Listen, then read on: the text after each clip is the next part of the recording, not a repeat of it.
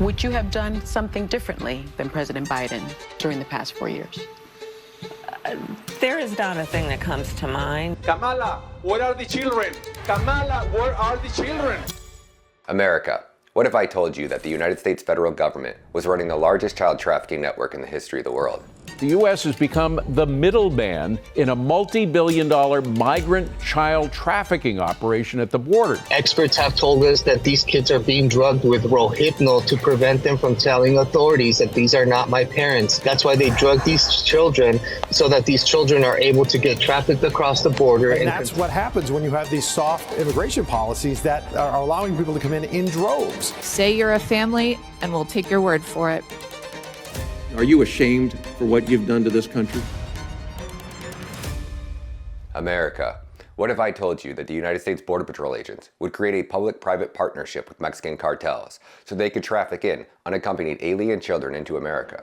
We have people in there that have been bought out, unfortunately. That's a reality. Should Secretary Mayorkas be impeached, sir? No, sir. No, sir. No, sir. How can you say no when you know he's broken his oath? The DHS under Mayorkas sent a memo out asking the Border Patrol agents to withhold information from the Office of Inspector General. It's corrupt. It's corruption. And it all starts at the top. America, what if I told you that this entire operation was the Democrat agenda and it was being bankrolled by Republicans? Would you believe me, or would you call me a conspiracy theorist? The power of the purse, and we will use it, and we will use it. One is oversight. And that's a job that we have, and also, of course, the use of the power of the purse. We need accountability, and we will hold these administrators accountable. The Democrats got everything they want in the spending, and all the hawks got what they want, too. All of this while the border is yet to be secured. Well, why? Why do you think that is? They're afraid of the agencies. That's not compatible with democracy. Yes, you heard that right. The U.S. government has been hijacked by a network of elite pedophiles so entrenched that they are practically the wallpaper in Congress, the Senate, the White House, and every three-letter agency you can name. By the end of this, you won't just see your government differently. You'll see it for the cesspit of corruption and moral decay it truly is. Get ready to have your world rocked. Whatever happened to the power of the purse? But for some reason, Republicans in the Senate are afraid to do this, and I can't for the life of me understand why. I think the reason is because they're threatened. Because they've been compromised by some of these Codell trips overseas, where these members of both the House and the Senate get compromised by sleeping with children. Washington, D.C. is ground zero for pedophilia among the elite. And this continues on through the White House, through the Justice Department. It's not a swamp, it's an open sewer.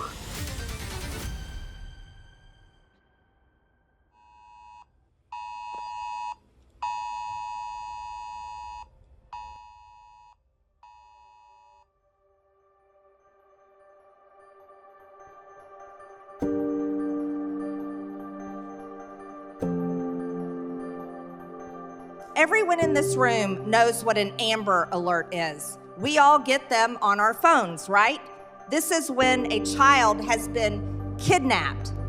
And we are so concerned in this country about children who have been kidnapped that we have something called an Amber Alert, notifying all of us that there is a missing child. 85,000 children missing, migrant children missing in the United States, is the same thing as 85,000 Amber Alerts.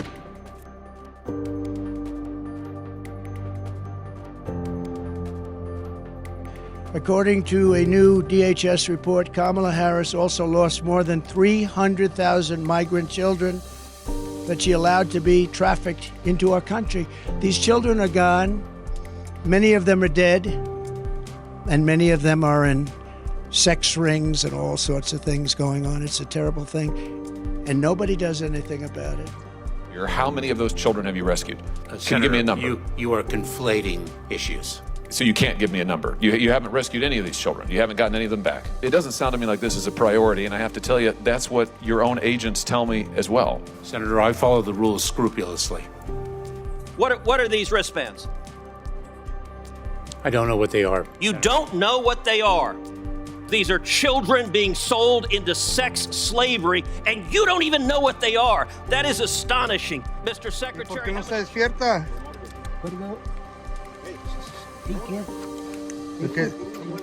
This kid is drugged. Look at that. Wow.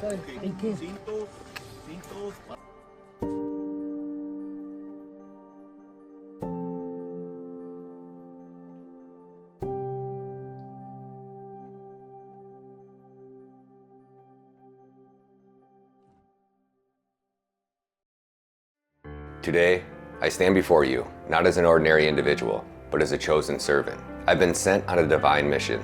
You may ask, where is God in all this chaos? Well, I ask you in return, who do you think sent me? I am here to speak about the mission that has been laid upon my heart. A mission so urgent, so monumental, that it resonates with the very essence of human compassion and divine justice. God has revealed to me a grave injustice. 437,103 unaccompanied alien children have been trafficked into America since the Biden administration took office. These are not just numbers. These are lives, souls, children who are in dire need of rescue from the shadows of the American nightmare that they are living. Where is God? He is here, working through us, through me, to right these wrongs. I stand before you wearing the armor of God, not as a physical metal, but as an unyielding faith, courage, and righteousness. I am here to declare that I am unafraid of the daunting task, unafraid of confrontation, and unapologetic in my mission. For those who might question or depose my divine calling, I urge you to reconsider. This is a mission about saving children, about restoring innocence. God's children are not for sale. If you so much as touch a hair on one of their precious little heads, it's men like me who plan to hunt you down. You ask, where is God? He is in the resolve of the willing to act, in the hearts of those who still believe in justice, in the hands that reach out to lift these children from the abyss. God has not abandoned us. He has empowered us, giving us the strength to be His hands and His feet in this world. Let it be known that through prayer, action, and unwavering faith, we will not only rescue these children, but also illuminate a path for others to follow. We will show that when God calls, His servants answer, ready to face any challenge, armed with love, truth, and the undefeated will to serve. To those who might think of obstructing or undermining this sacred duty, I pray for your soul. Forgiveness is between you and your God. I've just been sent to arrange the meeting. Another message to the criminal cartels in Mexico. We will show no mercy to the cartels. He's going to designate you a terrorist organization, and he's going to wipe you off the face of the earth. Drug smugglers and human traffickers receive the death penalty. You're done! You're done! We've got a new administration coming in. I've heard some comments by some of the nominees, because as has been stated, there's at least, I think 320,000 is the number that I've heard here in the United States. DHS issued a report stating the number lost UACs was not 85,000, it was over 320,000. Trafficked, exploited, and the staggering 320,000 missing migrant children. When you hear the number, 320,000 missing children can be hard to wrap your mind around what a figure like that might look like. I need you to understand the full scale of this operation so you can comprehend how corrupt our government really is. The video you are watching on the screen is Michigan University's football stadium called the Big House, the largest football stadium in America with a seating capacity of 100,000. If we take 3 of those stadiums and we set them side by side, this will give you a great visualization of what 323,000 missing children would look like. On August 19th of 2024, the Office of Inspector General and the Department of Homeland Security released a report that stated HHS had taken custody of over 448,820 UACs. UAC stands for Unaccompanied Alien Child. These are children that arrive at the US border without a parent. As of August 24th, 2024, HHS has openly admitted to losing 323,000 children. Now, in order to understand why I say people like DHS Secretary Alejandro Mayorkas, HHS Secretary Xavier Becerra, and ORR Director Robert Mercos will be sentenced to death if they are found guilty of the crimes that we expose in our documentary. To grasp the full implications of this situation, it's important to understand the roles and responsibilities of these key figures and their respective organizations in managing the issue of unaccompanied alien children. HHS Secretary Alejandro Mayorkas, as the head of the Department of Homeland Security, he oversees border security and immigration enforcement, which directly impacts the intake and initial processing of UACs. Next, we have HHS Secretary Xavier Becerra. The Department of Health and Human Services under Becerra takes custody of UACs once they cross the border. HHS, through its Office of Refugee Resettlement, is responsible for the care, placement, and eventual release of these children. Next, we have ORR Director Robin Marcos. As the Director of the Office of Refugee Resettlement, Marcos oversees the welfare and placement of these children in the U.S., including ensuring they are placed in safe environments. The Office of Refugee Resettlement, led by Marcos, is central to this crisis. Allegations against these officials suggest systemic failures, criminal neglect, trafficking of children across state lines, child endangerment, and crimes against humanity, all of which could lead to severe legal consequences when proven in court. Let's start with ORR. The Office of Refugee Resettlement, ORR, is ran by Robin Marcos. If we swing over to ORR's website, we can find the unaccompanied children released to sponsors state by state. On the left, you will see the state. At the top, you will see the year, 2015 all the way to the left, and up to July 2024 on the right. If we scroll down to the bottom of the page, we can see the total number of unaccompanied migrant children who came across that border without a parent.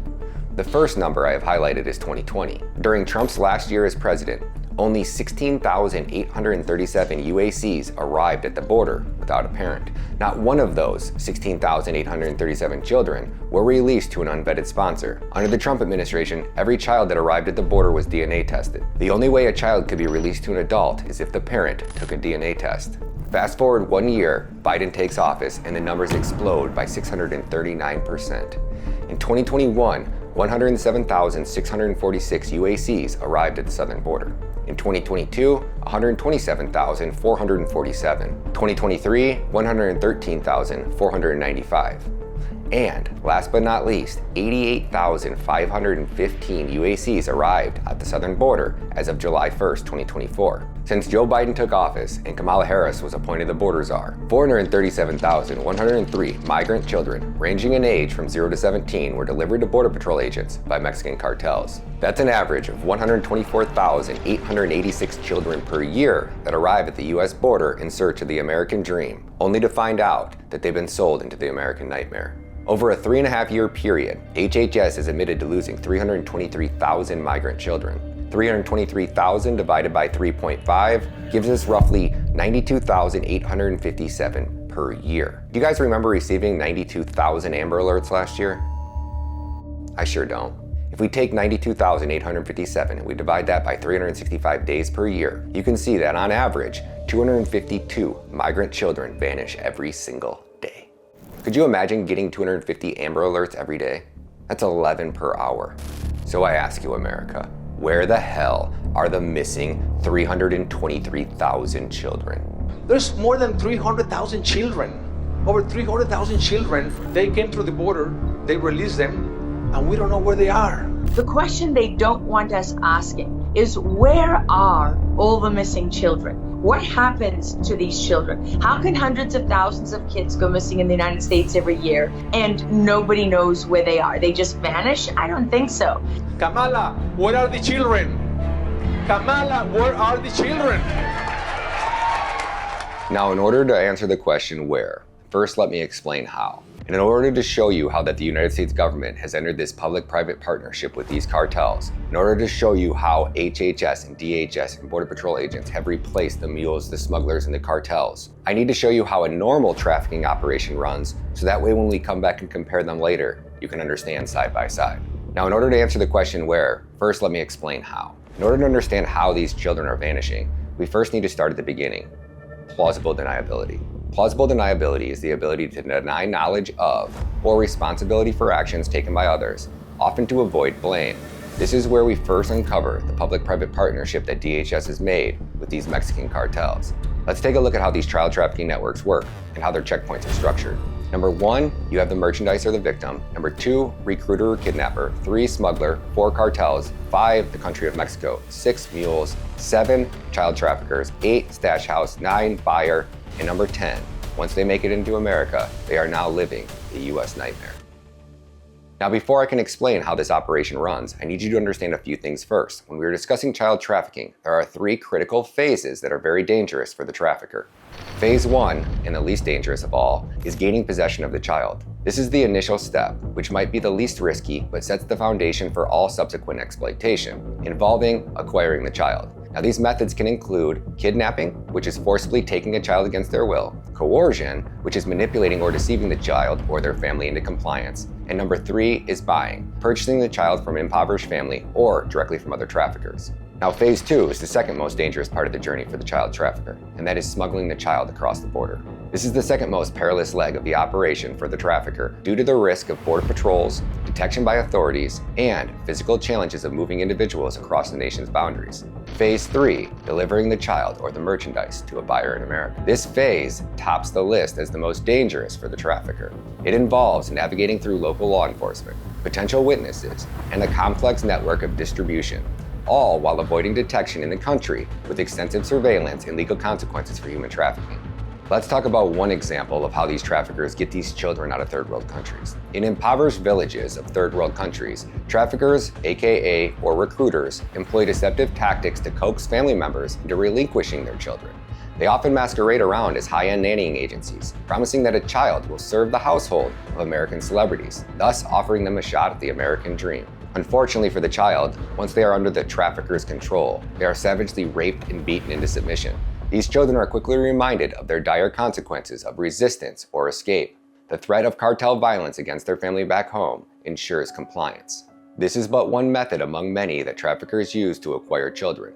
After securing the child from the village, they pass them into the hands of smugglers who then transport them to Mexico. Here, the trade in human lives has become horrifyingly efficient. Children have turned into the highest liquid commodity. To draw a parallel, just as one might steal a car and sell it quickly to a chop shop in Detroit, in Mexico, a child can be sold for $3,000 almost immediately. Some traffickers boast about abducting 3 to 5 children every day. This rampant trafficking contributes to the phenomenon of children from 180 different countries appearing in Mexico, each with their own heroic journey and desperate story, driven by the darkest machinery of human trafficking. From there, the cartels will traffic the children through Mexico to the US border. Once they arrive at the border, the child will be trafficked into America by a mule. The mule only has one mission: taking the merchandise across the border and delivering the merchandise to the trafficker.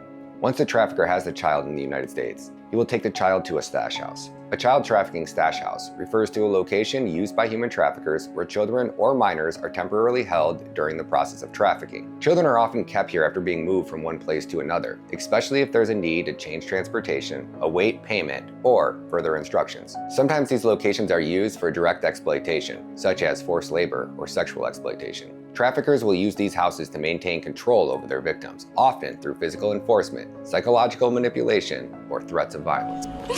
Consigue el dinero de los dos, porque si no dice que lo va a matar si no cortaron un dedo. Once the payment for the child has been confirmed, the child trafficker will complete the most dangerous leg of the journey, delivering the child to a buyer in America. After that child is delivered to a buyer, there is less than a 1% chance that child will ever be seen alive again. Now that you understand how normal child trafficking networks work, what do you think that network would look like if we turned those Border Patrol agents into mules, HHS employees into child traffickers, stash houses into NGOs, and we found a way to legally buy off or compromise local law enforcement? It would look like the world's largest child trafficking network sponsored by the United States government and funded with US tax dollars. But don't take my word for it. It is government-sponsored, taxpayer-funded child trafficking. They were being trafficked with billions of taxpayer dollars by a contractor failing to vet sponsors and process children safely, with government officials complicit in it. The federal government is the last mile delivery for human trafficking, that they're being trafficked through Mexico, and the federal government and the federal taxpayer then picks up the last mile delivery in human trafficking. Have you ever seen a video of cartels bringing their drugs over to the border wall and dropping them down to Border Patrol agents? No, me either. U.S. Border Patrol released this nighttime video of a border wall drop-off. And then moments later, you see another. The smugglers can be seen then running away. U.S. authorities rescued the children. Turns out they are sisters from Ecuador, just 3 and 5 years old, and the girls are now safely in U.S. custody. Why would a human trafficker go through all the trouble of kidnapping a child, trafficking the child through Mexico, just so they could turn the child over to local law enforcement at the border? The answer is they would never do that. But yet, you could simply search YouTube, cartel drops child over border wall, and you can see 50 plus videos in a matter of seconds. This means that it happens consistently. We got an unaccompanied minor right here, guys. This is heartbreaking right here. ¿Vienes sola, verdad? Ahí viene tu mami y tu papá. Tu papi está en el cielo. ¿Y tu mami? You'll never see them again. They featured in the documentary yesterday that little girl. It was the one little girl in the video that you just saw her face. Yep. We literally rescued that kid. We pulled her off to the side and we took her to the Border Patrol, only to then be mistreated like if we were doing something wrong by Border Patrol. It's crazy. Meet Anthony Aguero.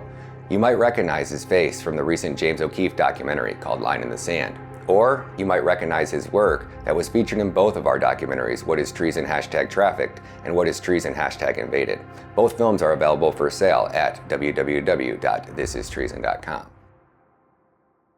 There are a couple of documentaries that are out there about what's happened to over 300,000 children who have crossed the borders, the open borders, and they have been sex trafficked. These documentaries cost a lot to make, so there is a charge to watch them, $10 minimal, but still expensive for some. Is there anything that you can do to make these documentaries more widespread and available? Well, that's good. That's a good point. After premiering my first two documentaries, What is Treason #Trafficked and What is Treason #Invaded, it hit me. Locking these films behind a paywall isn't just un-American, it's counterproductive to our cause. How can we save these children if their stories aren't reaching every corner of the nation? That is why I've decided to foot the bill for this next film out of my own pocket. No partners, no strings attached, so I can give it away for free. We are talking about a production cost somewhere between $25,000 and $50,000. I know how tight money is for everybody, especially living in the Biden-Harris America. But if you can so much as skip a cup of coffee, even just a small donation, it would mean everything.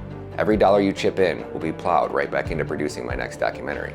You can donate directly by going to my personal GiveSendGo at www.givesendgo.com/Operation Amber Alert. Now, if you'd like to go a step further and you are interested in becoming a part of history, join me on Locals as a monthly supporter and become a crucial part of my journey as a documentary filmmaker. Your support will not only grant you access to exclusive behind-the-scenes content and early film releases, but you will directly fund the travel and expenses required to expose these pedophiles and this political corruption across our nation.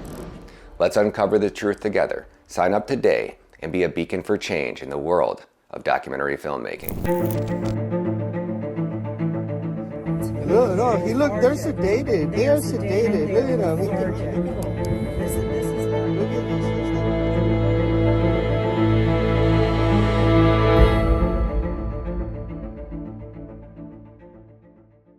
Where do you draw the line if you're working on that border, if you're working in one of these NGO facilities where the kids are being housed, whether you're part of this whole cover-up of this invasion of our nation? Where do you stand? Where do you draw that line in the sand between collecting your damn paycheck and doing what's right?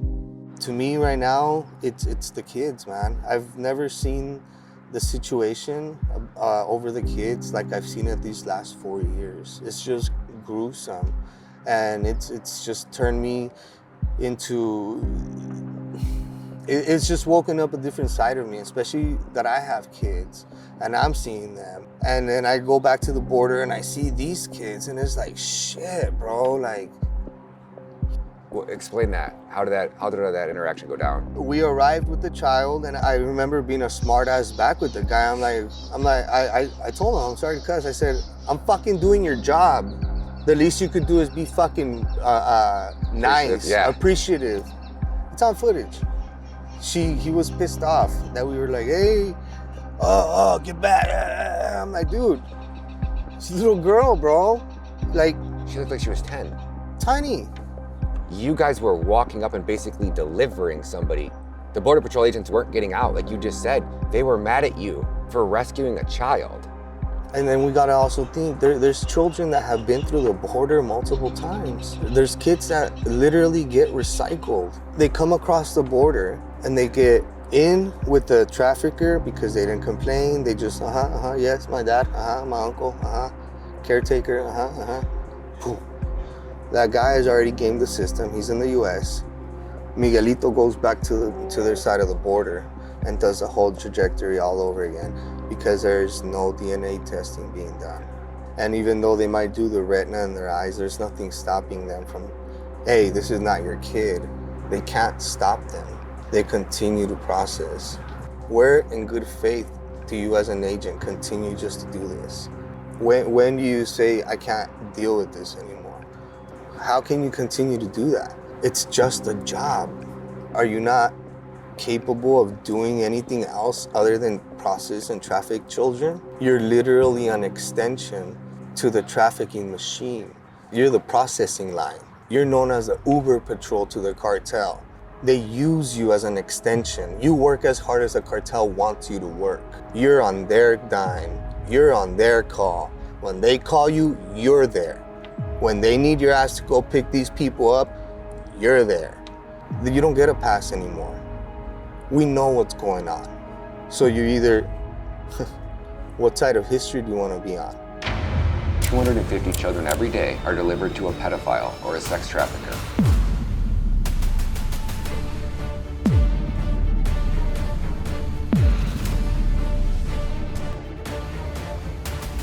Biden administration says bring America to its knees by disrupting completely the immigration system as it stands today. This took a lot of prior planning, and it started back in the Obama days. And there's one thread that's continuous from Obama all the way through to Biden, okay?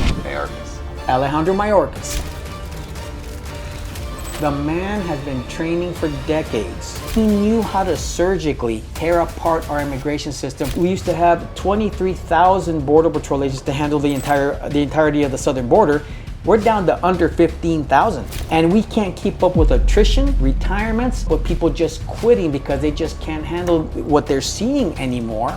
We have a record number of entries this country's never seen before. Child trafficking for sex, for labor, or for organs. Adult trafficking, male and female trafficking at record high levels. The FBI, who we can't trust with anything. When illegal aliens commit homicides and crimes, they don't even count it.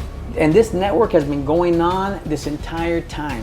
These children are getting delivered to a vetted sponsor. You said that you were on vacation, and now you're moving this small child to the airport. I thought you were on vacation. And then these children are running away from that sponsor. Yeah, they're trying to escape. I don't have a feeling. What do you mean? I don't feel sad. I don't feel mad. I don't feel happy. You can't ask any questions about the sponsor. You can't look into it. You can't investigate. You just release them to wherever they're going to go. There was no ID check. Right.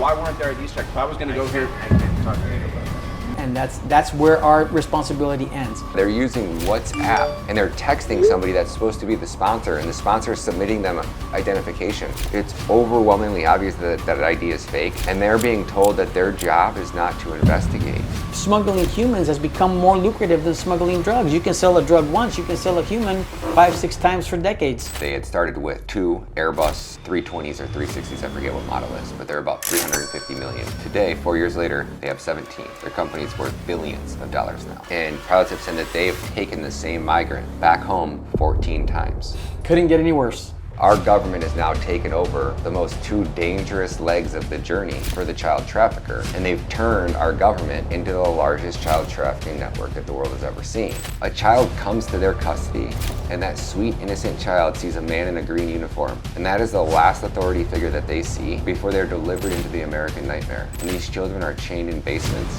and they're raped 7 to 10 times a day if they're lucky. Those are the good ones. Yeah. The bad ones, it's 30 to 40 times a day. Yeah. Alejandro Mayorkas. This man is a mastermind. He's a chess player. When he's sitting before Congress, he is the smartest man in the room. He has no reason to fear anybody in that room. All he's got to do is sit there with a smirk on his face and keep repeating the same old lie. We're executing the plan. And the plan is to completely flood America with so many illegal aliens in this country that at one point or another, and by the way, who are they going to be loyal to? Let's strip away the euphemisms and face the stark reality. Those children that are being hoisted over the border wall like packages, they are not seeking refuge. Each child is a commodity, a transaction in human flesh. They're a commodity to human life. Human beings are a commodity to these ruthless smugglers, and we know exactly the tactics of these people. And for them, it's just a profit. My understanding is that you went to the southern border. Now, you're saying that you're going to give people facts. What did you take away from that experience, and what kind of reporting are you going to be bringing back from that experience? I'll tell you a fact I took away. I talked to the head of all the border guards down there, the head of the union. I asked him straight up, kids are coming over the border with numbers written on them, phone numbers and addresses. Do we check those out? He said, well, we call them. Is it possible that we're sending them into known prostitution rings or sweatshops? He said, it's not possible, it is absolute. We are using American tax dollars to ship children into known prostitution. Thanks to the system engineered by Alejandro Mayorkas and Xavier Becerra, these kids are prepared for delivery. The Department of Homeland Security, under their watch, mandates that these kids, once in custody, get processed. The cartels, they're not just aware. They are orchestrating this like a well-oiled machine. Every unaccompanied alien child crossing that border comes with a label, not unlike a price tag. Some might have name tags, others badges, or the more brazen ones just have a piece of paper pinned to their shirt. What's on this paper? The names, addresses, and phone numbers of the adult sponsor. But let's call it what it is, the buyer's details. Border Patrol agents, following protocol, log this information into the child's file, labeling it as their sponsor. But in the dark underworld of human trafficking, these sponsors are the buyers and the end consumers in this grotesque market. So what does this mean for the cartels? No more need for risky smuggling operations or hiring coyotes. They've gamified the system, pinned the buyer's information on the child, and immigration policy does the rest. It's a conveyor belt of exploitation where the children are delivered not to safety, but into the hands of those who purchase them. This isn't just a failure of policy, it's a blueprint of human trafficking, sanctioned by the very system it's meant to protect. This isn't just a public-private partnership. It's a well-oiled machine of human trafficking with layers of plausible deniability that would make any criminal empire proud. Here's how it works. Border Patrol agents get a child pre-labeled with sponsored details, which is just a sanitized term for buyer. They then pass the child off to HHS, which is Health and Human Services, signaling they've got a package ready. HHS, ever efficient, calls in an NGO, which is a non-governmental organization, not as a savior, but as a delivery man. The NGOs, under the guise of humanitarian aid, pick up the child, delivering him to an HHS intake facility. For 2 to 14 days, the child is in this initial intake process. But what's really happening, HHS is now formally recognizing the buyer as the sponsor. The vetting process begins, but let's be clear, this isn't about safeguarding the child. It's about ensuring the transaction is clean. Once the sponsor passes their quote-unquote qualified check, HHS, with clinical detachment, hands the child back to the NGO. The child, now just cargo, moves from the intake facility to a long-term care facility also ran by the same NGO. This isn't care, it's a stash house where the child is kept until the buyer's paperwork is in order. Finally, when HHS gives the green light, the NGO, with chilling precision, arranges for the child's delivery. They're unifying children with random people here in the United States from a piece of paper that the child has turned in to Border Patrol. That defies belief. HHS wasn't just an agency. It was at the nerve center of the largest child trafficking operation in history. Despite raising case after case of trafficking, HHS ORR leadership and the contractor allowed children to be trafficked on their watch. I could not believe that a federal government agency is using billions of taxpayer dollars to place vulnerable migrant children into the hands of sponsors with criminal history, gang affiliation, to whom many are not even their parents. HHS employees, under the guise of child welfare, engage in what essentially amounts to vetting buyers for human commodities. We never saw sponsors face to face, and fake documents were rampant. When we questioned documents, HHS ORR leadership said, "You're not a fake ID expert, and your job is not to investigate the sponsor. Your job is to reunify the child with the sponsor." This isn't about mismanagement or oversight failures. It's about deliberate, government-sanctioned mechanisms that use the guise of child protection to facilitate trafficking on a scale previously unimaginable. We were Googling IDs from Texas, IDs from Minnesota, IDs from Tennessee, and we would have to figure out if that in fact matched that ID that they were turning in. That is how crazy it was. There was no training at all. There was no system that would, and I'm sure there is, because if we all have an ID number and they scan your ID anywhere you go or they input your information, I'm sure it tells them that they're where we live or whatnot. We didn't have anything like that. We were getting copies of a copy of an ID. That was us doing fingerprints and background. My name is Mayra Moreno, and I am not representing anybody. I'm not representing the government or the company. I am only talking about what I witnessed and my personal experience. So you've received no training. You're then verifying documents that these sponsors Legal are documents. Legal documents. Legal documents to verify that they are who they say they are, that they actually have a legit form of ID, so we can actually understand who this child is going to. They're giving you fake documents, which we know are fake, so we assume that the name is fake, the address can be fake, Right. and then you guys are verifying that the only verification you're doing is just looking on Google to see if the ID looks like a Tennessee ID. Right. And you're looking at a photocopy of a photocopy. Mm-hmm. And then you're going on Google and going, yeah, I think this photocopy of a photocopy looks. That's the extent of the background check that is done. Right. What and about then when you're doing, when you're verifying their home, everything was through like Google Maps, Google Earth, and MapQuest. And so you would input the address, and then you would see a house. Sometimes you would see a building. Sometimes you would see a hotel. That was us verifying that in fact they did live there. Not until Deborah was the first person there that found child trafficking. Deborah, or Debbie, informs Tara and another federal employee who go to the microphone where we're working at, and they make an announcement. And they said, everybody, go to your computer, open MapQuest or Google Earth or whatnot, punch in this address. And everybody's punching the address. And they said, okay, now click, and everybody did. And then you just hear like people gasping because it was a strip club. That the address, we were sending people to like a motorhome complex, and then right next to it, it was a strip club. And they had already sent multiple children to that address. These are apartment buildings that are right by Andy's Golden Salon. And what we've heard is Andy's Golden Salon is actually like a sex ring. By the time I had left, 329 children and counting were being sent. 319 children. Why wouldn't it stop though? Why would you not?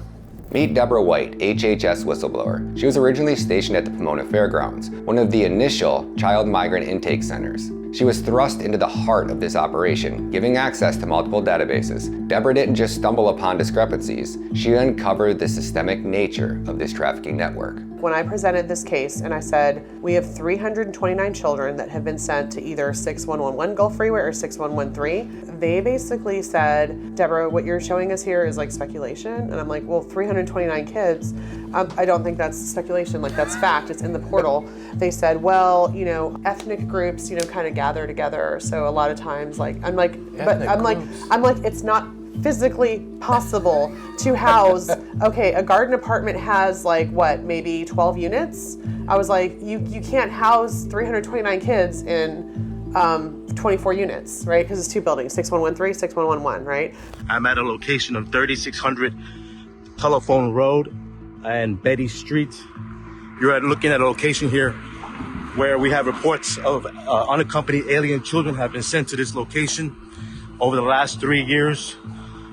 The number is over 500 children sent to this home here and the adjacent commercial building, which is a catering hall for parties. You can see the big fence here, this high 13-foot fence here or so. That's been put up recently. You can tell it's new. It's got cameras on it. And what you have here is some cargo containers now used for storage. You see multiple goes all the way to the back.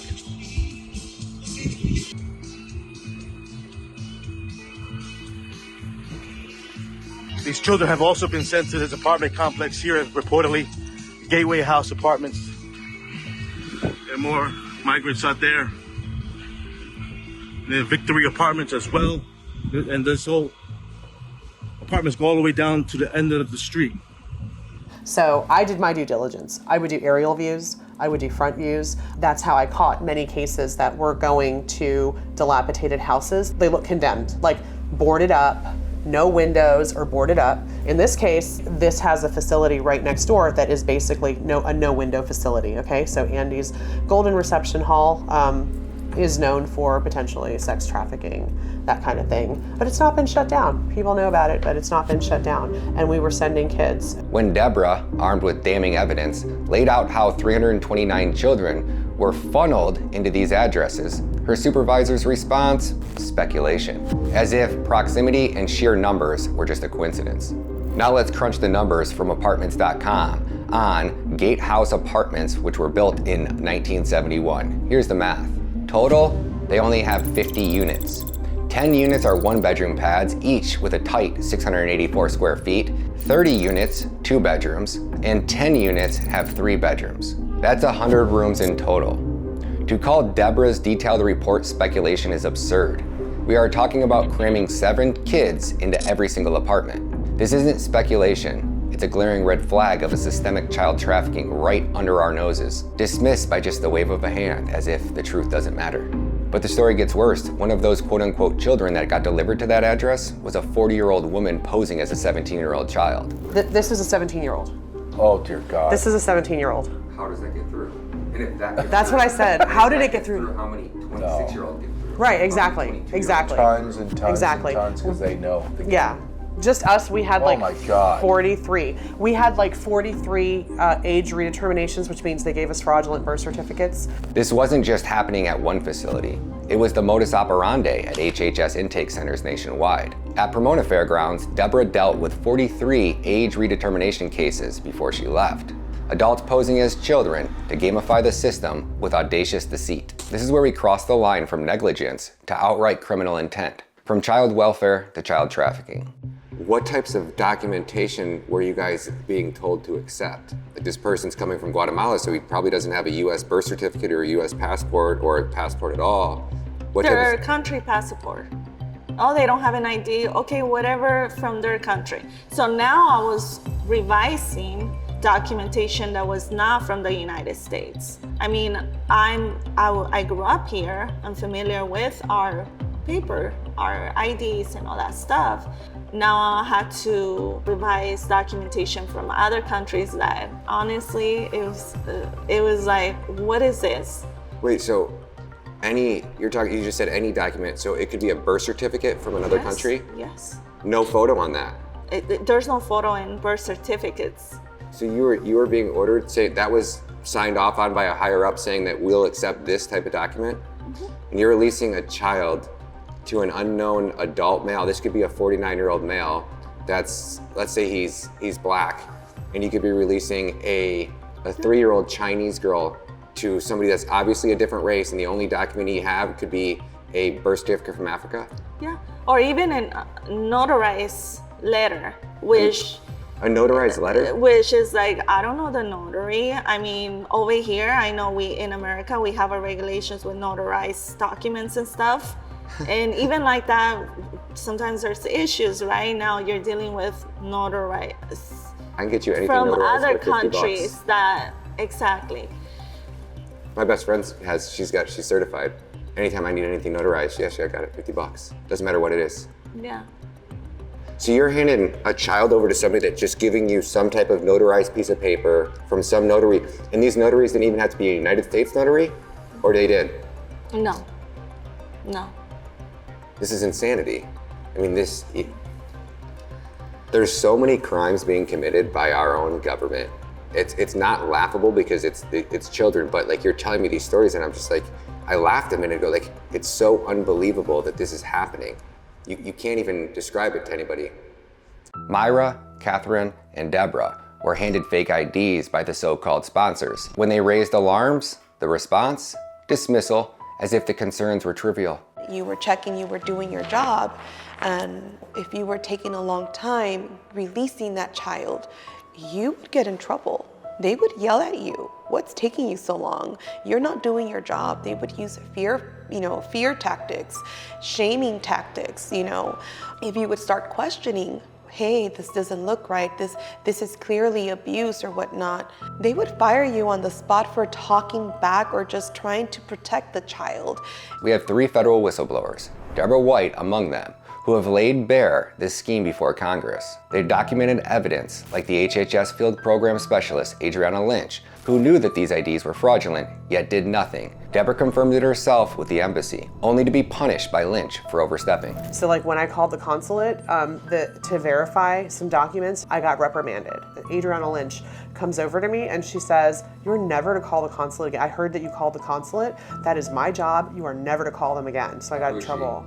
She was the person who was verifying, like if we thought we had a fake document, like we were to send it to her, and then she would send it to the consulate and come back and tell us that like it wasn't fake or it was fake. The United States government, with all of its technological powers, could very easily verify these documents in a heartbeat if they wanted to.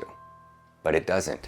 I mean, between facial recognition software, voice recognition software, and all the different ways to track people, how can we in this day and age not be able to find them? How can hundreds of thousands of children have disappeared? The United States is the #1 destination in the world for sex trafficking, that every sex trafficking ring worldwide knows bring the kids to the United States, that this administration is participating in the trafficking of kids because they're paying companies, LLCs, and nonprofits and church groups, they're paying them to take these kids and disappear them.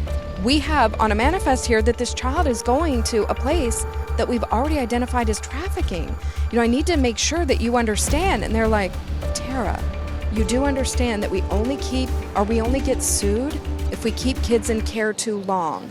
And then she leaned in and she said, "We don't get sued by traffickers." Are we clear? To every attorney watching, reach out. There are crimes being exposed here that demand legal repercussions. When a federal employee says, "I'm just doing my job," it's a confession of cowardice, complicity in a system designed to exploit children. And for the spouses of those Border Patrol agents who facilitate child trafficking, how do you sleep knowing your partner is a cog in a child trafficking machine run by cartels with the tactical approval of our own government? Every single agent knows deep in his heart what's going on is wrong. Children getting trafficked every day. We don't take their biographical info. We're very busy up there. We're overran with children we can't keep track of. Where are those children going? We don't know. We can have plausible deniability. If you can sleep at night with plausible deniability, sickens me to my core.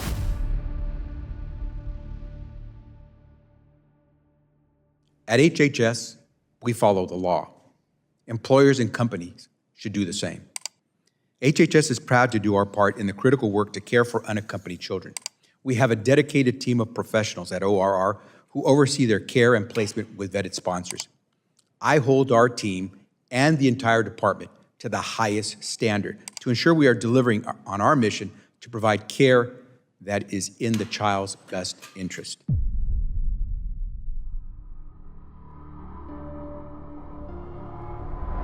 Fact number 1, HHS axed the rapid DNA testing that took just 45 minutes to confirm family relations.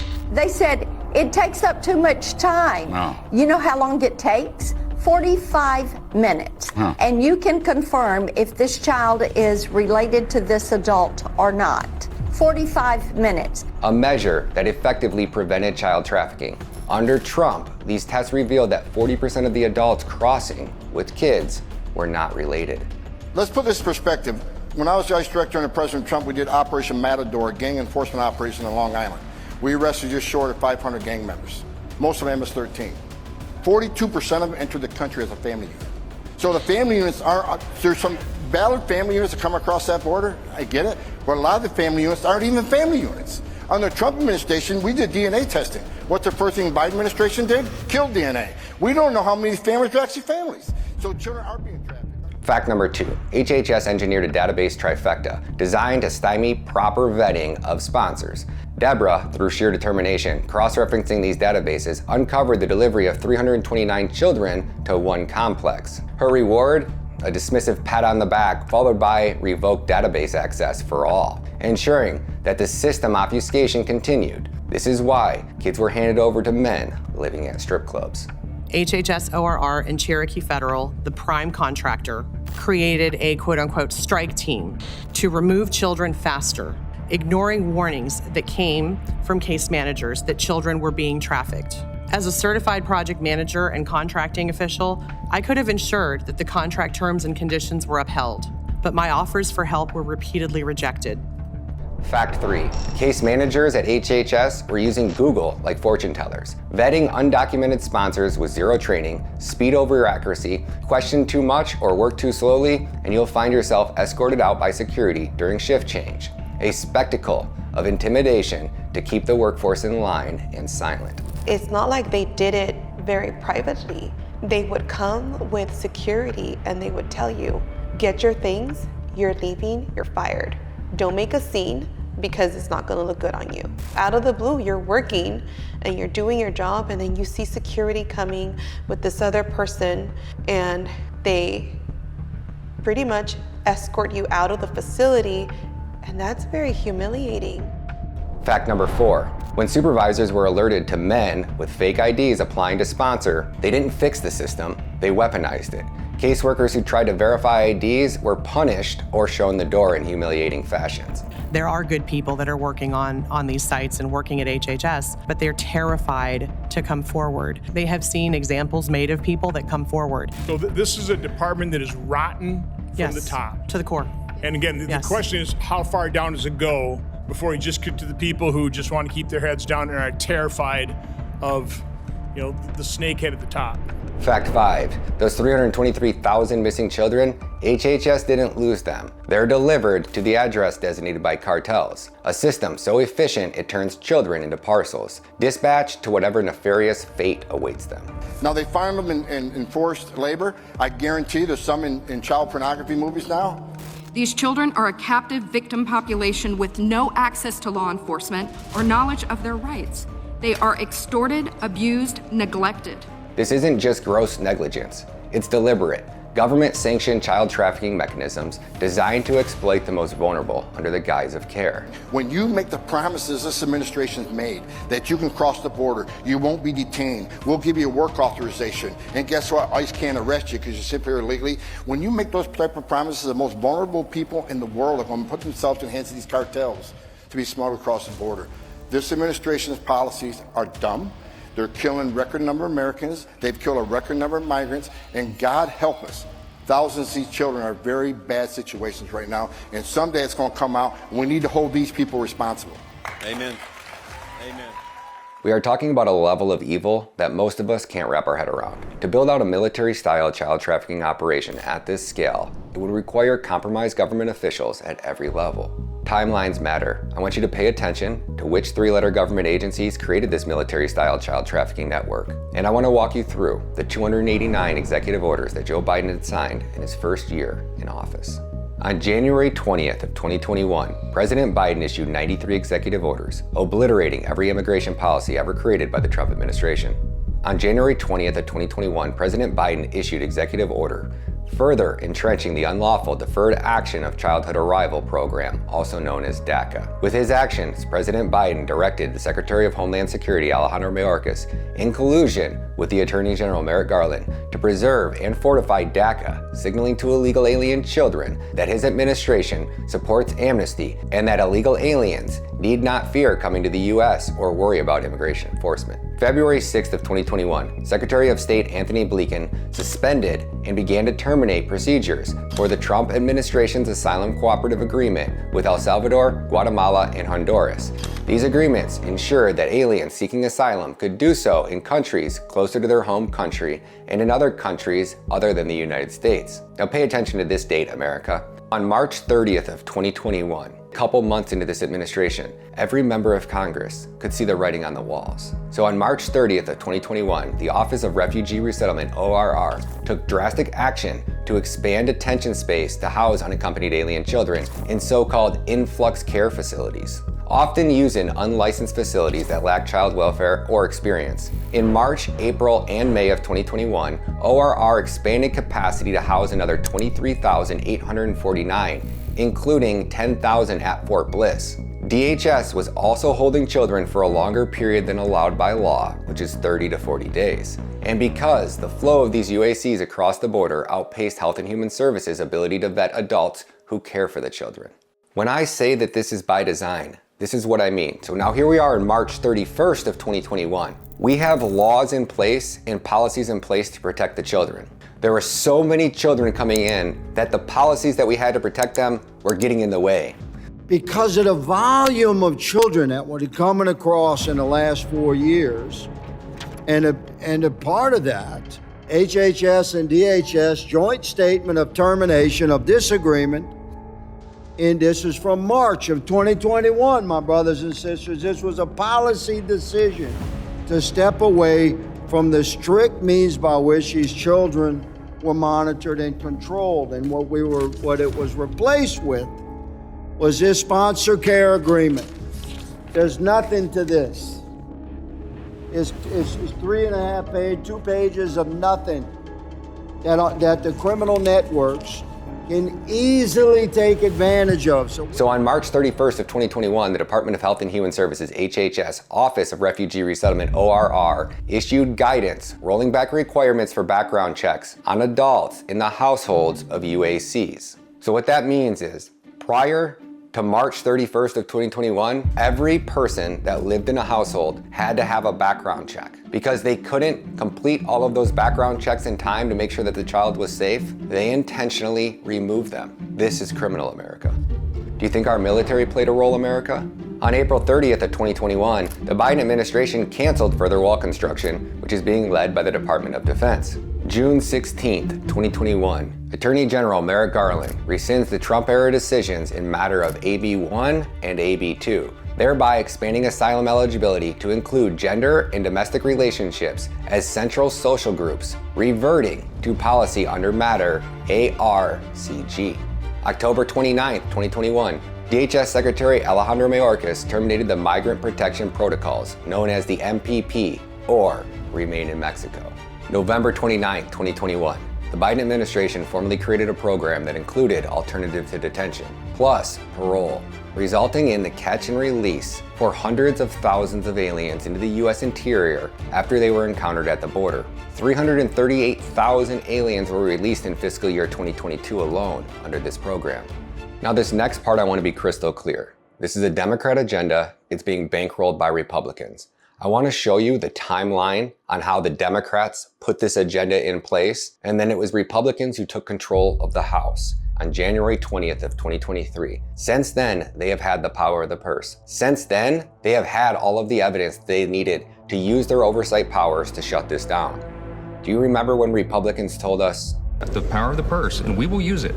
Use the power of the purse to stop funding it. Because you know what? If you fund it, you own it. That's why we have to look at the power of the purse. We have to look at the appropriations process. One is oversight, and that's a job that we have, and also, of course, the use of the power of the purse.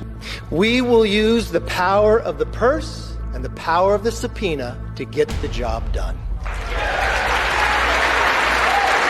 That body, which stands for election every 2 years to be the body closest to the people, deciding how we spend the money. So we have to exercise our authority, the power of the purse, to limit what the federal government, what the FBI and the Justice Department are doing to the American people. And that we use the power of the purse that was given to us to do our job. That the Congress has a responsibility. We have the power of the purse. This is not using the power of the purse. This is abdicating the power of the purse. Where everyone is on Mike Johnson is it's all about his actions, because he's really good at talking. He's great at talking.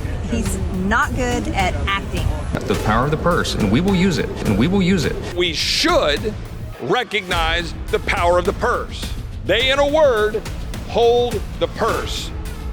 This power over the purse may in fact be regarded as, and this is the most important part, we control the power of the purse. But the fact that the Congress, controlled by Republicans, that controls the purse, what are you guys going to do to contain the FBI? That's why we sent the letter. That's why we sent the letter. I can tell you right now, people are going to stop supporting Republicans if Republicans don't get their act together and actually do something about this. The Republicans continually have their head up their ass and can't figure out how to actually use the power that the people gave us. People are sick and tired of a feckless, useless Republican Party that never does a damn thing to stop any of this. So we got to keep talking about it. We got to pass legislation if we can to deal with it. And then we have to look at the money, the appropriations, and say, how can we direct these funds? How can we better position these funds? What can we do to stop this from happening in the future? On February 25th, 2023, so about 45 days after Republicans took control of the House, The New York Times published a report that said alone and exploited, migrant children work brutal jobs across the US, arriving in record numbers. They are ending up in dangerous jobs that violate child labor laws, including factories that make products for well-known brands like Cheetos and Fruit of the Loom. This report expands in great detail that HHS, under the guidance of Xavier Becerra, had lost over 85,000 migrant children. Fast forward about a month. On April 26th of 2023, the House Judiciary Committee hosted an oversight investigation titled House Committee Holds Hearing on Unaccompanied Migrant Children. On July 27th of 2023, the House Oversight Committee on Energy and Commerce hosted an oversight hearing titled Stopping the Exploitation of Migrant Children. And this was the oversight of HHS Office of Refugee Resettlement. On October 25th of 2023, Senator Grassley and Senator Cassidy hosted a roundtable investigation titled The Exploitation Crisis, How the U.S. Government Fails to Protect Migrant Children from Trafficking and Abuse. What members of Congress were on the House Judiciary Committee, you may ask? Well, 23 Republicans and 17 Democrats, with ranking member Gerald the Garden Gnome Trollbridge Nadler. The House Committee on Energy and Commerce has 29 Republicans and 23 Democrats. Senator Grassley's roundtable had about 5. That means that there are over 100 different politicians in Washington, D.C. that were actually at hearings or on committees that directly investigated this child trafficking nightmare. Yet not one of them has done anything to stop it. I want to be crystal clear. The Republicans control the power of the purse. They have had all the evidence they need to shut this operation down. Not only did they not shut it down, they increased funding to accelerate this operation. Republicans released a jaw-dropping report revealing nearly $500 billion of your tax dollars have gone to the border crisis under Biden. Our first condition on any national security supplemental spending package is about our own national security first. The border is an absolute catastrophe. Then they do the opposite. Is there some sort of secret oath that Republicans take after the cameras go away to actually not do any of the things that they just promised to do? I mean, seriously. Mike Johnson, he's the uniparty speaker now. He's about the committee's third betrayal today of the American public. The first betrayal was an omnibus bill. And this omnibus bill that just passed, they're getting the biggest payday of their lives. We're talking billions and billions of dollars through HHS, and DHS will then be handed over for this whole processing operation. It's a staggering amount of money to move a staggering amount of people. And basically what happens is Border Patrol turns over illegal aliens to these NGOs, and the NGOs provide them with onward transit to wherever they need to go. What you expose with these NGOs, which is all paid for by tax dollars, by your tax dollars. It's the U.S. government and NGOs and charities such as Catholic charities that are basically financing and facilitating this. We exposed it. We're calling on Congress to defund it, to make this activity illegal for NGOs to participate in it. When we dive into the murky waters of NGOs linked to this government-backed child trafficking operation, the numbers are staggering. The Office of Refugee Resettlement, ORR, boasts about managing 289 facilities across 29 states. But dig a little deeper, and you'll find that over 14,000 NGOs in America are supposedly aiding migrant children. Today's focus, 3 key players: Southwest Key Programs, MVM Inc., and Endeavors. Let's tackle Southwest Key Programs first. Back on June 18th of 2018, a user on X that goes by the name of @LastRefugee2 laid it all out. Southwest Key Programs wasn't just shady. It was the epicenter of immigration exploitation. They uncovered that this outfit in 2014 was allegedly paying South American human smugglers with our tax dollars. A staggering 98% of their revenue comes from government grants. Fast forward to 2024, and Southwest Key Programs has morphed into what could only be described as the most profitable child prison camp empire in America, boasting about 56 locations across 18 states. From 2020 to 2024, they've pocketed a cool $2,890,997,217 from us, the taxpayer. Now consider, in light of what's been laid bare in this timeline, and my first documentary, What is Treason? #Trafficked, we can assume that every single member of Congress, every senator, and every politician with a shred of awareness knows that our taxes are funding the world's most extensive child trafficking network. Not once has either party used their power to protect these children. You've often spoken about your partnership with these NGOs. Who's paying for this? Are you aware of who's funding these NGOs? We are grateful for the appropriations that Congress. So the United States taxpayer is funding them, is what you're saying. Alejandro Mayorkas is secure in his job, far more secure than America's border. And Republicans will just keep giving the Department of Homeland Security and the rest of the Biden regime our money. What they are using that money for is to entice people to enter the country illegally But at the same time, they're aiding and abetting people who are circumventing the vetting process so that we know who are the criminals, who are the ones that are trafficking children. This administration refuses to do anything about it, and the Democrats refuse to do anything about it in Congress. And I am sad to say that probably half of our Republican conference, they're willing to just keep funding this government instead of saying no more money for this government until you secure the border. Quite frankly, many of my colleagues in my own party here in Congress refuse to acknowledge it. America.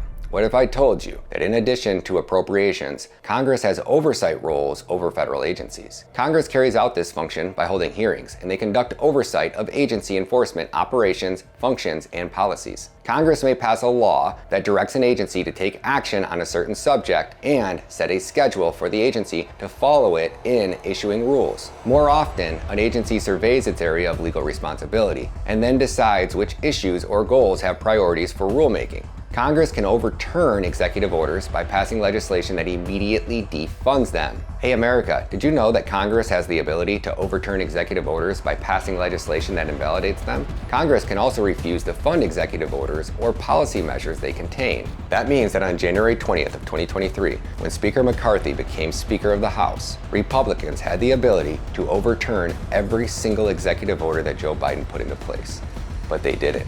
These are the same traitors, the same treasonous Republicans who just voted to send $100 billion to Ukraine and Israel and Taiwan and then keep our border spigot flowing. They're in on it. So you also discovered certain NGO groups, such as Catholic Charities. Yeah. They are helping out these illegal immigrants. They're actually funded by the Republican Party. Yes, these are groups that are to the left of most mainstream religions. They're liberal Christian charity groups, and they have formed various NGOs. The Lutherans have one, the Catholic Charities another one, and they don't believe in borders. And yet we funded them. The Republican budget last time around actually gave these NGOs the money to keep doing what they've been doing for a couple of years. So yes, we have evidence that NGOs are deeply involved. The evidence is out there, circulating on platforms like X, in independent reports, and through the brave whistleblowers who risked everything to expose this. The question isn't whether this is happening. The question is, why is it allowed to continue? The people that are entering the United States and remaining in the United States to continue a process of legalization, they are releasing them to us so that we can make sure that they are put in a bus by their families. We contact their families and they can move on and be safe. We got, I guess you could say, got lucky to get reimbursed to some of the efforts that we've been doing for so long. And that is taxpayers' money. They are basically helping the cartels make their money, and they're making a little money on the side for them. I know that people would like to say these are religious organizations. They may be loosely affiliated with their respective churches, but they are not the churches. And basically what's happening now is the federal government is using these organizations to launder illegal immigration. Every dollar we've unknowingly given to these entities has funded not just a policy failure, but an orchestrated scheme of child exploitation. We start off with a massive investigation into Southwest Key, the allegations of sex crimes against undocumented migrant children and intimidating them not to report it. The federal lawsuit alleges a pattern of abuse for nearly a decade, claiming multiple Southwest Key employees harassed and abused these unaccompanied minors as young as 5 years old up to teens shy of 18 years old. As seen in the DOJ lawsuit against Southwest Key for sexual abuse of children in those shelters. Meanwhile, taxpayer dollars fund no-bid contracts for these NGOs, whose CEOs have tripled their salaries, hire staff teaching migrant girls to dance provocatively, and continue receiving payments for undelivered services. This is a tragedy, and it is treason, because this is not bad policy or bad mistakes or somebody's incompetent. This is intentional. So when you do intentional acts against your nation, that is treason. So, Mr. Carroll, my colleagues on the minority are very concerned, though, about your language. What do you think of that? I find it fascinating and interesting that after hearing about all this testimony, and right now, thousands of children are being raped, children are being murdered, and I'm going to quote President Trump when he said, a lot of these children are already dead, end quote. All this tragedy that we're dealing with. And we want to talk about what I said about Speaker Johnson in a podcast that I don't even remember. And I'll be glad to talk about Speaker Johnson and him funding NGOs to the hilt. I would love to talk about that as well. So let's play a game. Deep state Republican versus deep swamp Democrat. You tell me who gave more money to the NGO, and then tell me how much more on a percentage basis. We have 3 NGOs, Southwest Key Programs, MVM Inc., and Endeavors. Who do you think gave more money to Southwest Key Programs? Was it A, the world's greatest stock trader, Nancy Pelosi, or was it B, the man who watches porn with his son, Speaker Mike Johnson? Well, if you guessed Speaker Mike Johnson, you nailed it. From 2020 to 2022, under a Democrat-controlled House, Southwest Key Programs received $1,147,957,960 in federal grants. From 2022 to 2024, when Republicans controlled the power of the purse, Southwest Key Programs received $1,743,039,257 in federal grants. When Republicans controlled the power of the purse, funding for Southwest Key Programs increased by $595,081,297. That's an increase of 35%. If you are enjoying this game, do me a favor, smash that like button and share this video. Now let's talk about MVM Inc. You know, the CIA contractor who used to run Black Ops missions for the DoD during the Iraq War? Well, before the war drums even stopped beating, MVM Inc. was awarded the first contract to traffic migrant children for the Biden administration. Who do you think gave MVM Inc. more money? NASDAQ Nancy Pelosi or Mike OnlyFans Johnson? Well, if you guessed Speaker Johnson, you nailed it. From 2020 to 2022, MVM Inc. received $227 million in federal grants. From 2022 to 2024, MVM Inc. received $788 million in federal grants. When Republicans controlled the power of the purse, funding for MVM Inc. increased by $561 million. That is an increase of 71.3%. Last but not least, we have Endeavors. If you'd like to learn more about Endeavors, follow Hernando Arce on X. He calls their facilities the American Replacement Centers. Who do you think gave more money to Endeavors? Was it Hide the Hammer Pelosi or strongly worded letter Jim Jordan, Speaker Johnson? Well, if you guessed Hide the Hammer Pelosi, you were wrong. From 2020 to 2022, Endeavors received $11,092,415 in federal grants. From 2022 to 2024, Endeavors received $115,888,931 in federal grants. When Republicans controlled the power of the purse, funding for Endeavors increased by $104,796,516. This is an increase of 91.5%. When Republicans officially took control of the House, there were roughly 85,000 unaccompanied alien children missing in America. All of the evidence was there and it was overwhelming. Today, 323,000 unaccompanied alien children are missing. That means roughly 240,000 additional children have been lost by HHS because the Republicans failed to do their job. Are you okay with this, America? How many cowards in the conservative journalist space have interviewed these scumbag Republicans and continue to bring them on their podcasts, the do-nothing, strongly worded letter Republicans, and not once do they ask them about these children? It's time we wake up and we demand accountability, because in this story, the villains are those who we've entrusted with our governance, our tax dollars, and most tragically, the safety of the world's most vulnerable. This rope is used to tie up children and women to these trees, tying their hands together so they can't struggle and fight and claw back. And they take turns. This is gang raping, guys. This isn't, just your typical. This is violent gang rape. The condoms and the lube were right next to the kid's shirt and the socks. The kid's socks. Sick. All this stuff just left. The probability that thousands of these UACs are being raped at this very moment is 100%. Human trafficking is one of the greatest humanitarian crises of our lifetime. The very system meant to protect vulnerable children has become a trafficking pipeline.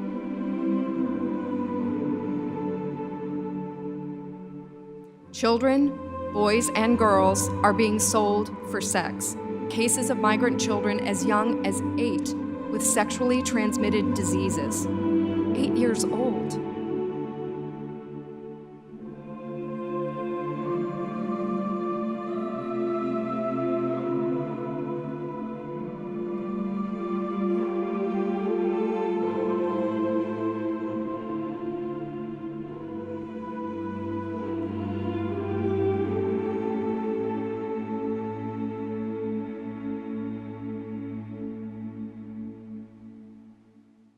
Dear America, I have a message from God. Matthew 18:6. If anyone causes one of these little ones, those who believe in me, to sin, it would be better for them to have a large millstone hung around their neck and to be drowned in the depths of the sea. What if I told you that God sent me on a mission to rescue these 437,103 missing migrant children? Hear me now, for I come bringing not just a message, but a prophecy. A storm is brewing, one that will not be quenched by the tears of the wicked, but fueled by the resolve of the righteous.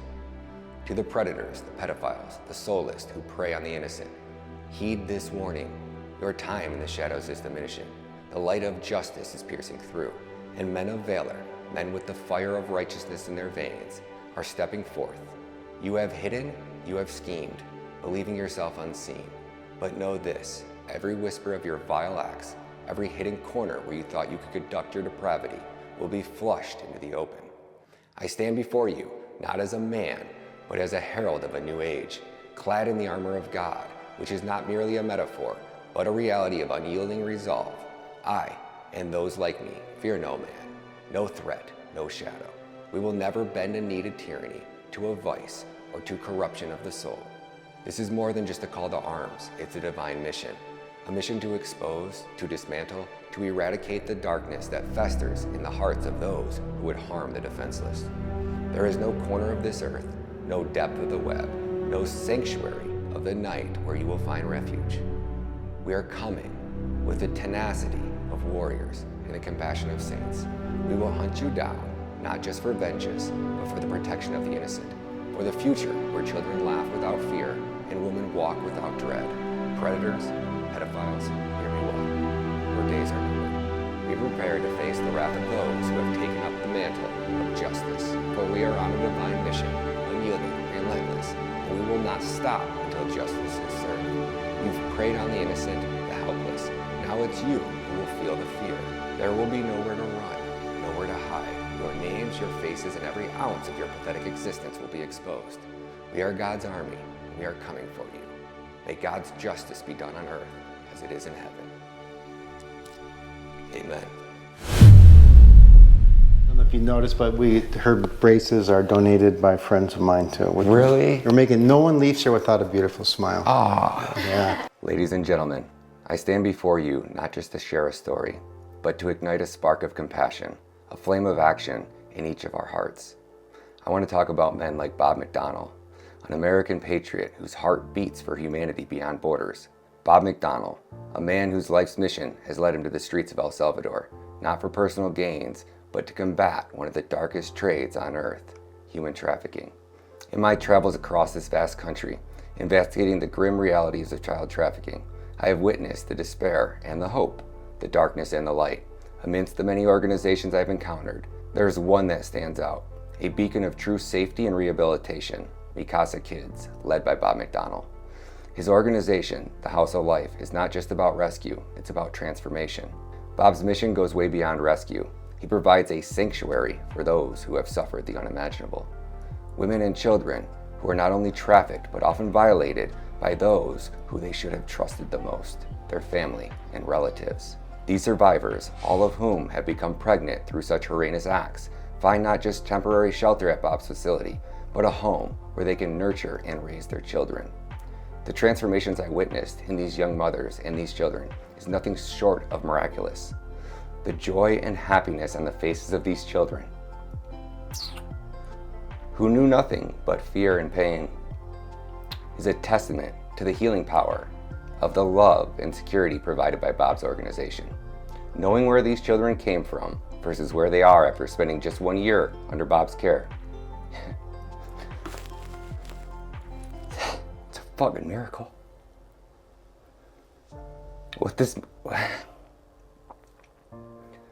man has done for these children, I've never seen anything like it.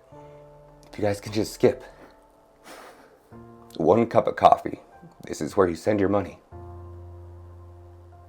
This guy's truly saving lives. Oh, yeah, is there anything that she would like to tell me, or anything that she feels is important that other people know? Que es muy bonito y es un lugar muy especial para las madres que aquí pueden tener muchas oportunidades. That it's Here is a very special place, and it's a very good place, and it's a place where young mothers can have a lot of opportunities. Now imagine for a moment, if you will, the life of these children. Picture their fear, their pain, and their desperate need for salvation. Now consider that, with a donation as modest as the cost of your daily coffee, you could be part of their rescue. For every $30,000 donated, the House of Life can prevent 12,000 individuals from enduring the horrors of rape and abuse. Let that sink in. Your small act of kindness can literally save thousands from a lifetime of trauma. Between the ages of 12 and 17 years old in New York City, this little girl was raped, we guess, about 60,000 times before she was finally set free. And that's the fate of thousands of children. I was ignorant. So the fastest growing enterprise in the world is child sex trafficking. Fastest growing criminal enterprise in the world That is is the selling insane. of people. In a world often overshadowed by individual pursuit and self-interest, here stands Bob McDonnell, a testament to what one person's resolve can achieve. His work isn't about borders or nationalities. It's about the universal language of human kindness and justice. He's not just saving lives, he's restoring hope and dignity where there was absolutely none. I ask you today, with the warmth of your morning coffee in your hands, to consider the power of a simple donation. If you could, skip just one cup of coffee, or perhaps a few. Imagine the difference that money could make when pooled together. It's not just about the money, it's about what that money represents, our collective empathy, or commitment to humanity. Each one of us has the power to change the narrative for somebody else. Every dollar you donate is a step towards breaking the chains of human trafficking. It's an investment in a future where every child can grow up free and where every woman can walk without fear. Let's honor the spirit of men like Bob McDonnell by joining his mission. Let's make a concise choice to part with small luxury, knowing fully well that our sacrifice can lead to somebody else's salvation. Together, let's build a house of life in every corner of the world where darkness lurks, turning it into light. Thank you, and may we all find the courage to act, the heart to care, and the willingness to give. Remember, it's not just about money, it's about making a difference, one cup of coffee at a time. Together, we can change the world. If you'd like to learn more about Bob's organization, please watch the full interview. It'll be linked down in the description, or it'll be posted in the comments as well. Bob is truly a hero. Words can't describe what I saw. I've been to a lot of these facilities that claim that they actually care for children, and you see how the children are treated in these facilities here in America. The look on these girls' faces when I walked in and I was with Bob, and seeing them laugh and smile and joke, and the love they have for Bob. He's became the father figure that every one of these women, Bob's became the father figure that every one of these children wish they had. Bob is the father that every one of us wish we had as well. I've never found one in this entire time of doing this, one organization that I could tell you, America, that yes, if you donate here, your money will directly go to saving children. And I'll do one further. I'm gonna be down in El Salvador quite often. So I'll show you where your money's going. Please consider watching the videos down below in the description. This man's really saving lives. The QR code you are looking at here on the screen is Bob's PayPal. Bob also has Venmo, and he also has donation links directly on his website. We have got him set up so no matter how you'd like to donate, he can accept your donations. PayPal, Bitcoin, Venmo, and I believe a GiveSendGo. All of which will be right down below in the description.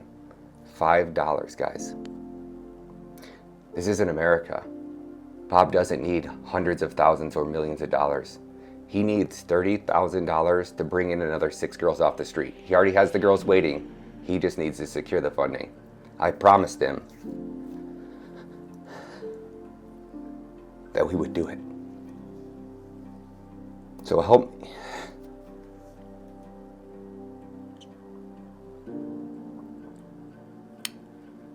Help Bob, help me raise this $30,000. And I'll give you a front row seat so you can hear directly from the kids. Do you imagine getting raped by your father, your uncle, your brother? Do you imagine getting raped by your cousin and then going to your grandma at 6 just to have your grandma beat you bloody and tell you that it was your fault because you wore shorts? That is the trauma that these girls have been through. That's one of their stories.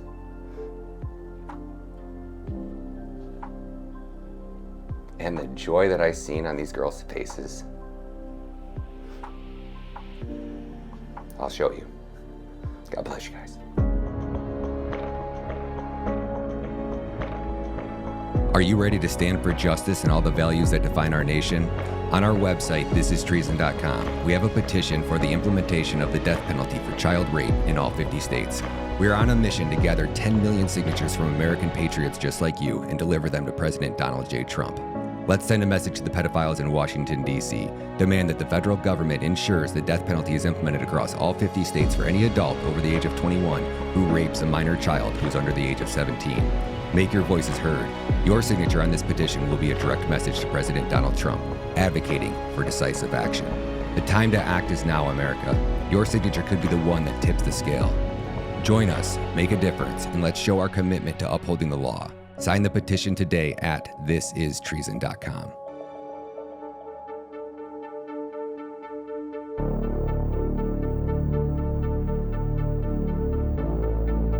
If everybody were to watch a documentary, What is Treason? #trafficked, if everybody watched that, all 300 plus million Americans, Trump would win like this.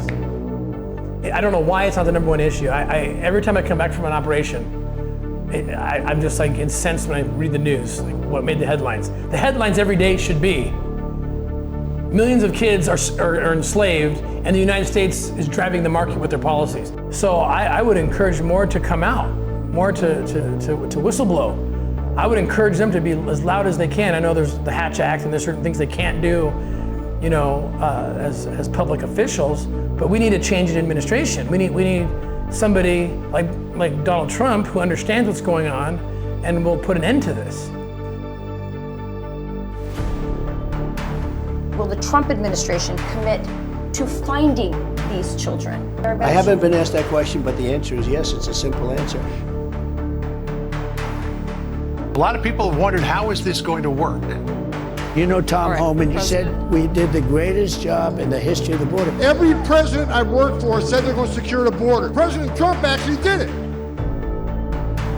Tom Homan's coming back. Yeah, Tom Homan's coming back. I would say that would be announced next week, except I'd rather announce it now.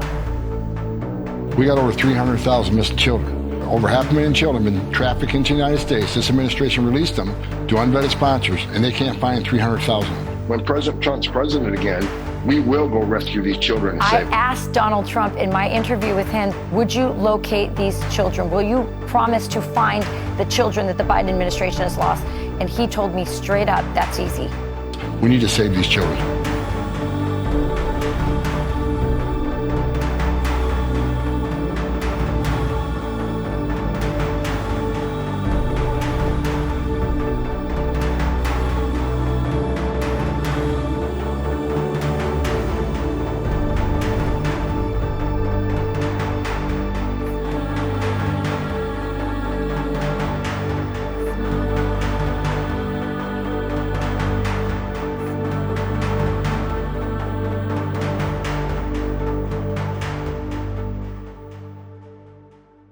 Everybody on Locals has been asking, what do I get if I become a paid member to your Locals, Ryan Matta? Well, what you're gonna get is you're gonna get a front row seat at all of the behind the scenes footage as I'm traveling across the country, filming documentary after documentary after documentary with a main focus on human and child trafficking. So where are we at right now? We're in San Diego. We're right here along the Mexico-California border. It's Tijuana over there. This is the United States over here. This is San Diego. And this area is called Whiskey 8. So over here behind us, you see these tents over there in the distance, and you see that trailer? That trailer is a giant shrine, and it has 8,300 names on this back wall. And those are the migrants that have died attempting to migrate to America. And those tents over there, those white tents, those are NGO shelters that are stacked with food, groceries, diapers, cooking stations, pots, pans, water, medicine, you name it, COVID-19 testing kits are all in there, all bought and paid for with our tax dollars.